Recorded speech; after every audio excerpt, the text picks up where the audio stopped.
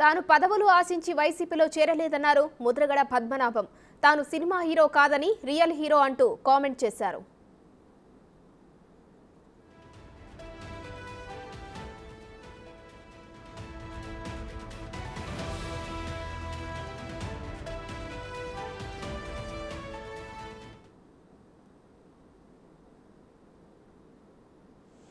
సీట్ల కోసం అన్నిటికీ ఆహ్వానిస్తారు. ఎందుకంటే దేనికోసం సేవ చేయాలా?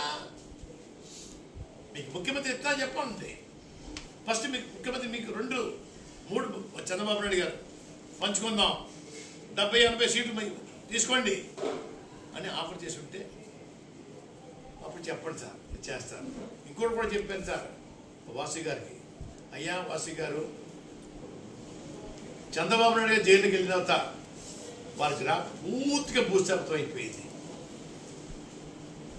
పవన్ కళ్యాణ్ గారు జైలుకి వెళ్ళి చూసి వచ్చిన తర్వాత బయటకు వచ్చి భరోసా ఇచ్చిన తర్వాత గ్రాఫ్ విపరీతంగా పెరిగిందండి. మీ వల్ల పెరిగింది గ్రాఫ్. చంద్రబాబు నాయుడు గారు ఏం చేయాలా? కళ్యాణ్ గారు జరిగిపోయింది, ఇతర ఆఫర్ కూడా చేసుకుందాం, ముందు మీరు 2 తీసుకోండి, తర్వాత నాకు 3 ఇవ్వండి అని అడిగి ఉండాలా వాసు గారు? అటువంటి మాట కూడా పొందడానికి మీకు అర్హత లేకుండా పోయింది. కానీ మీరని అడగా కదా,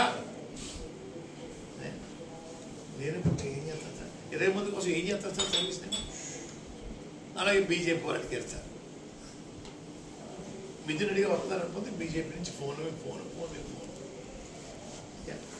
నేను అన్నానండి, నాకు మా అబ్బాయికి మంచి పదవులు ఇవ్వద్దు, మా కుటుంబం కోసం కాదు. మీరు 175 సీట్లు పోటీ చేస్తాను చెప్పండి, నేను పనిచేస్తాను.